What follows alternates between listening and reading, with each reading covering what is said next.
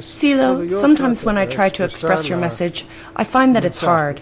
It doesn't come out right. I don't feel I communicate it very well. Explaining the message is always a problem, because the message is, above all, an experience.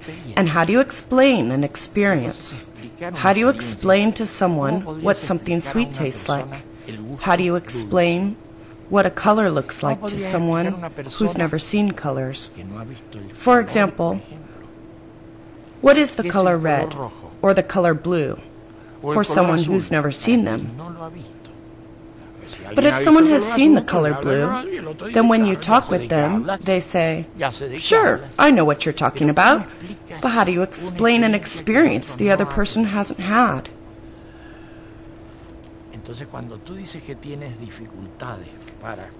So when you say that it's hard to communicate your experience of the message, I say that's very reasonable.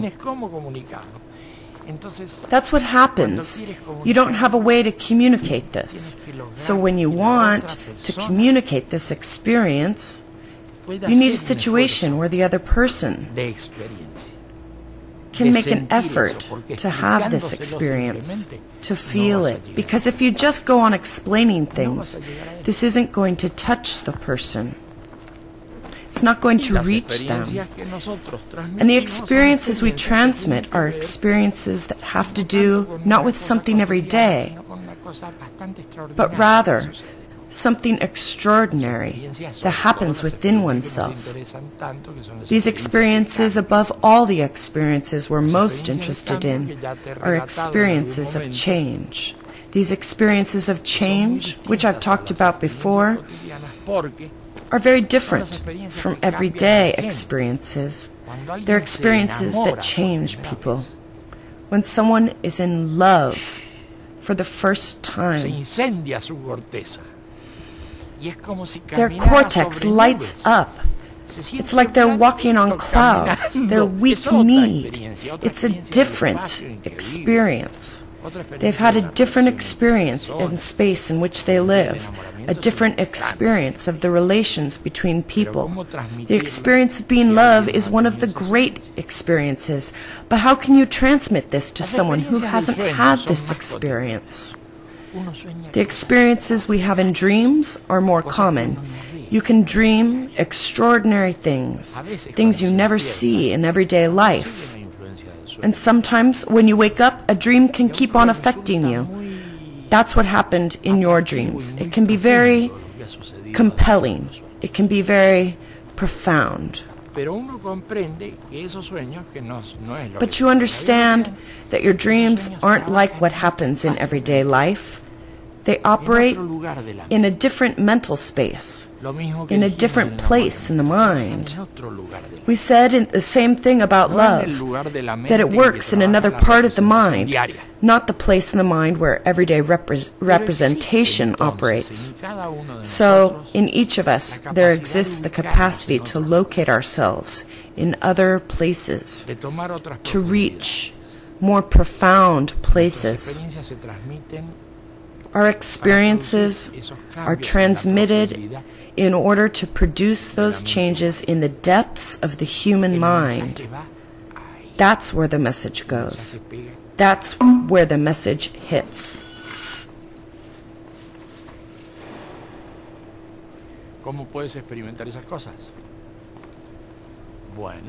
How can you experience these things? Well, you can experience them right now. To start with, tell me, in your life you've dreamt, right?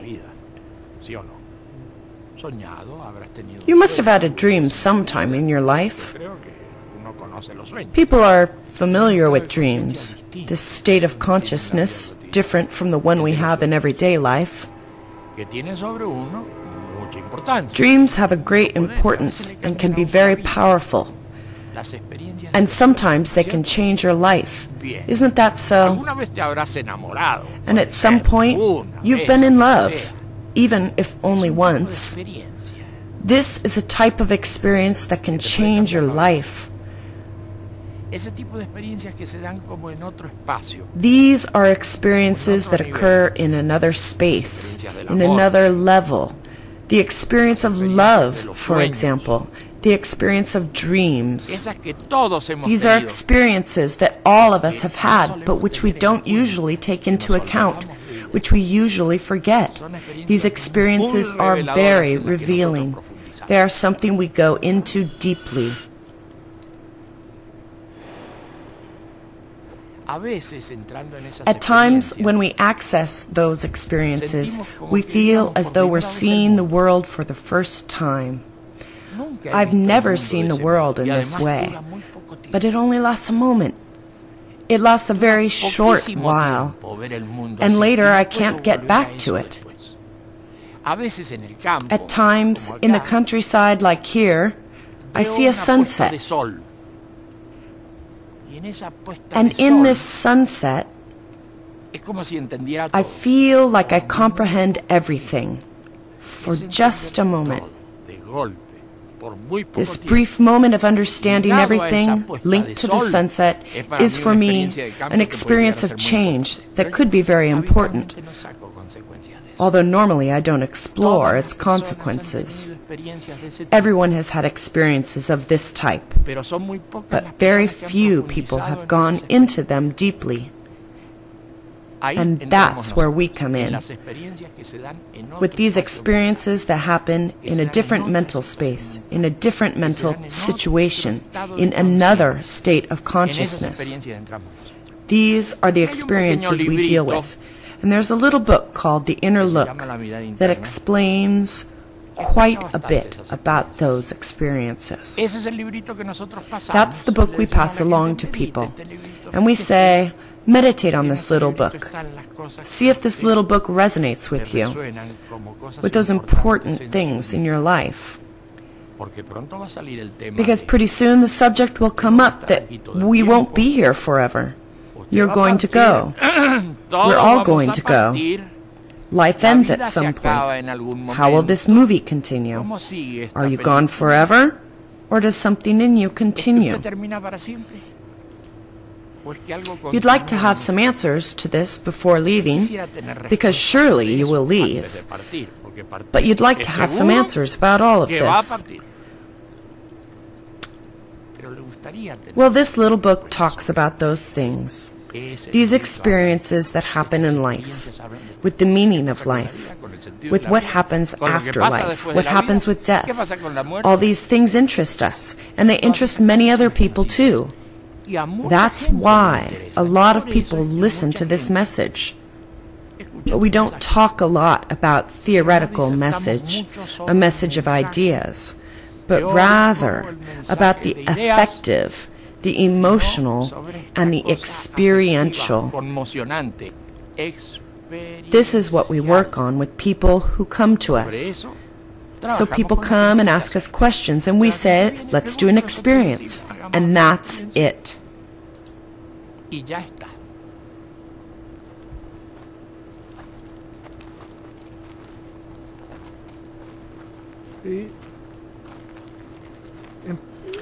In all these years, you've expressed your message in various forms, through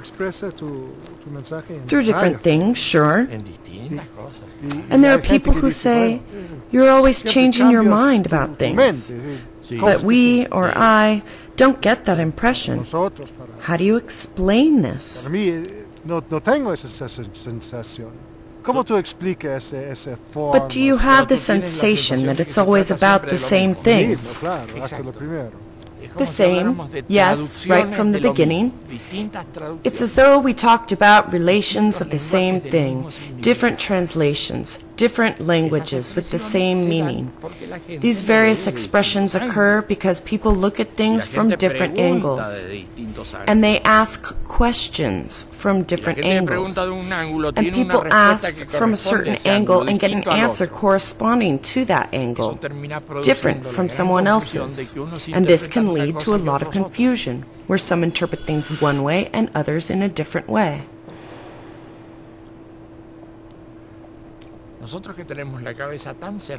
Our minds are so closed that we always believe that there is only one valid interpretation. But it turns out that interpretations are diverse, because people's points of view are diverse. This is also true of language. It seems that they are different things, but actually in the end they're the same story. They're different translations of that message. They're different translations. You have seen and you've had the experience that we are always speaking about the same thing, always speaking of the same thing. Yes, that's how it is. If you were speaking with someone who never heard of this message, what would you point to as the central concern? The central concern is human suffering.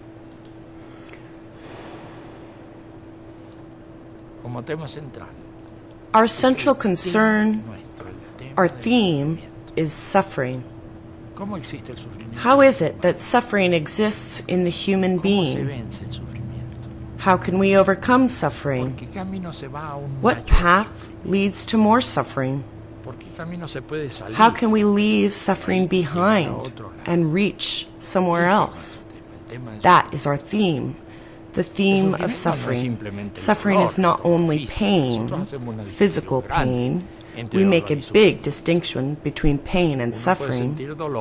One can feel pain because of hunger or when one's body hurts, and it is science and justice that can relieve human pain. But human suffering is mental, and this suffering will not be resolved through the development of science or through the development of justice. The human being has to make an effort to enter other regions of the mind. That's our theme. That's one of our themes. Logically, there are other themes that are closely linked to that of suffering.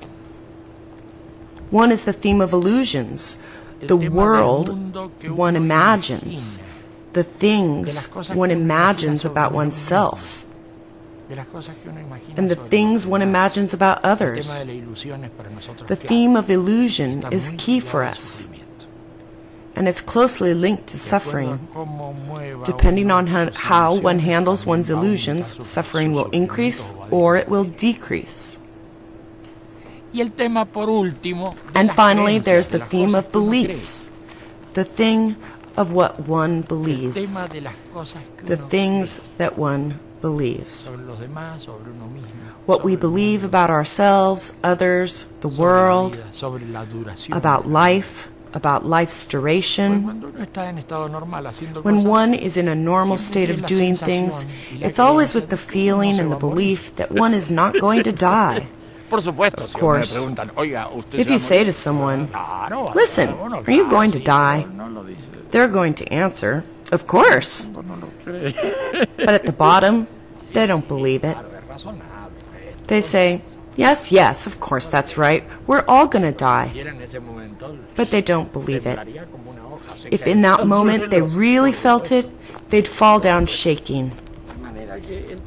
So then, the theme of suffering, the theme of illusion, the theme of finitude, the theme of beliefs, these are the topics that interest us.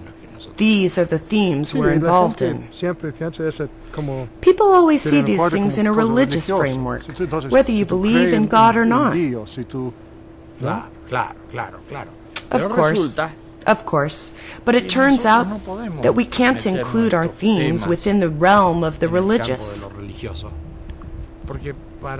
To be included in that realm, we would have to have gods, priests, sacred books.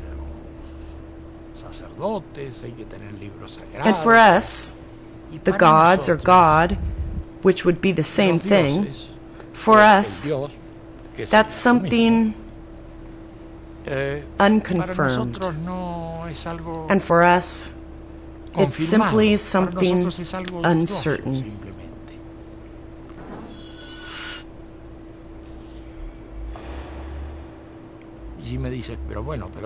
And if you ask me, "Well, but what about you personally? Do you believe in God or not?" Personally, I have no interest in the issue, because God is not the one who is going to solve the problem of my suffering. God is not the one who's going to solve my problems about the future.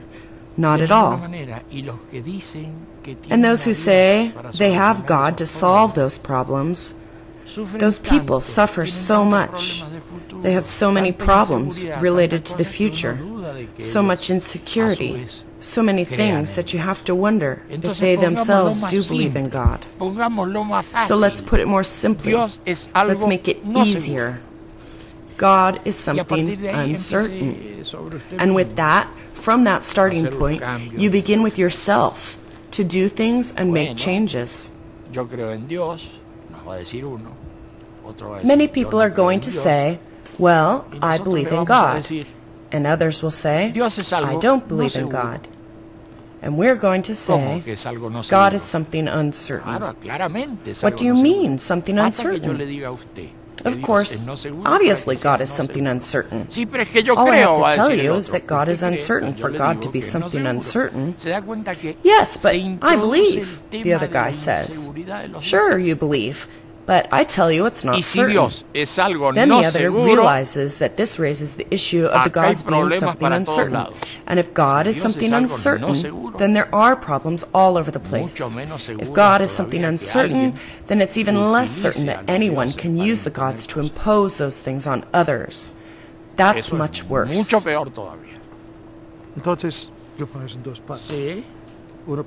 So then, in two steps, one for the believers and the other for the non-believers, what do you say to the believers, to the ones who believe in God? What do you say to them?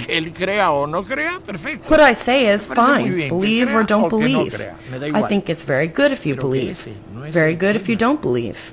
It's the same. But that isn't the theme that will get us out of the world of suffering and create a new kind of human being. It isn't the issue. That's what I tell people who believe. And if someone says they don't believe, fine, then they don't believe. Because the theme is something else. The issue is something else. It's not about whether or not you believe in God. The real issue is how do you solve your existential problems. And it's obvious that believing or not believing in God doesn't solve those existential problems.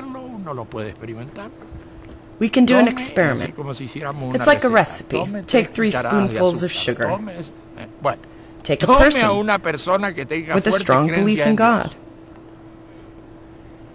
Ask that person how they've solved the problems in their life, their anxieties, their fears. Then, take someone who doesn't believe in God and ask them how they've resolved their issues, their fears. And we'll find in both cases that are so different, because one believes in God and the other doesn't. We're going to find they're very similar. They have the same anxieties, the same fears, the same desperation about dying. So then we're going to say to ourselves, these issues are very interesting, but they don't get to the point. It's the study of suffering, going deeply into the issue of suffering that gets to the point. That is what's relevant.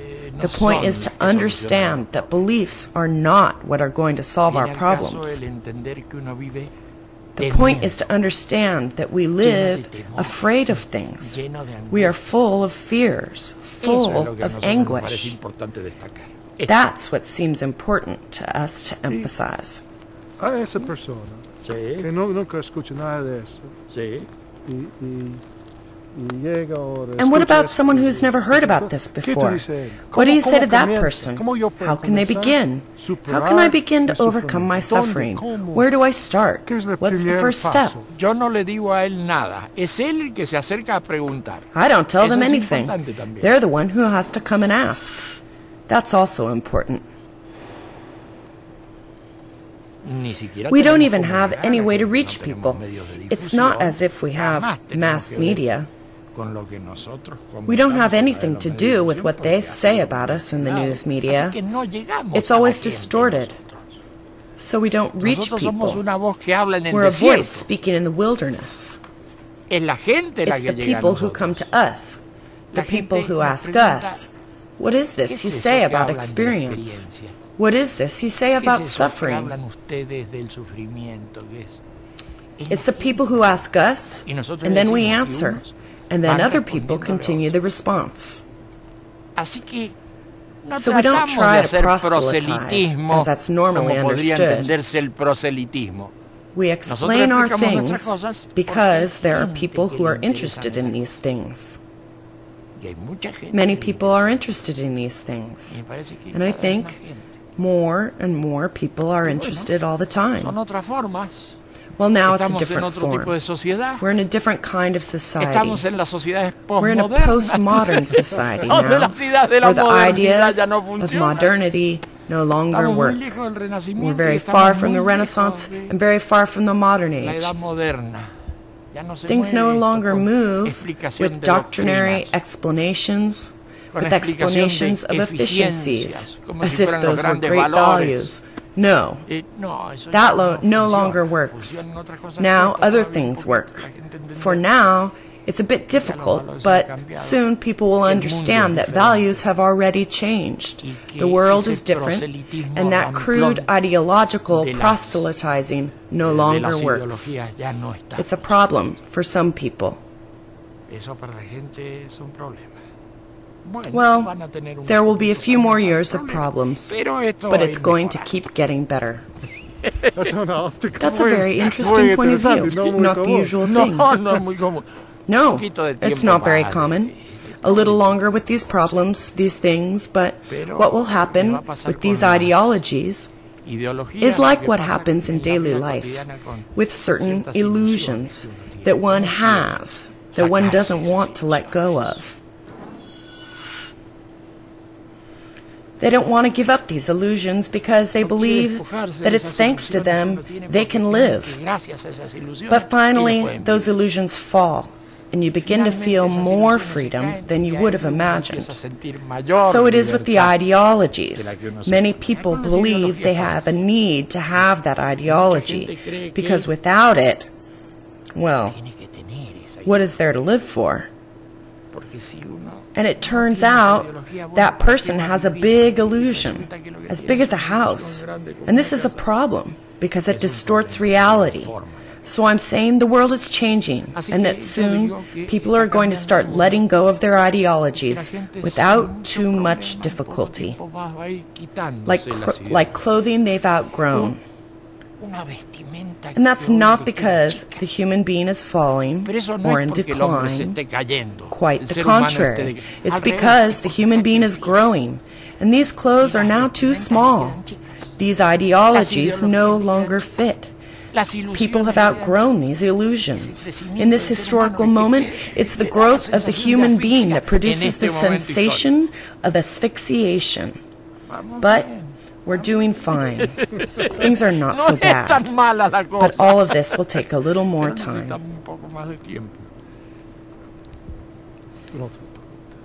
There are people who say you're a man like any other, and others who say you're a prophet, others who say you're a demigod, a god, a devil.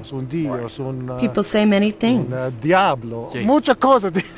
believe that people have the right to say all that, and what of it? It doesn't concern me in the least if someone says, well, he's a prophet, and it's neither here nor there. He's just an ordinary man. And because the theme is how can we move beyond the problems of suffering, of pain, of all those things. It doesn't deform the message at all if a person believes one thing or another about me.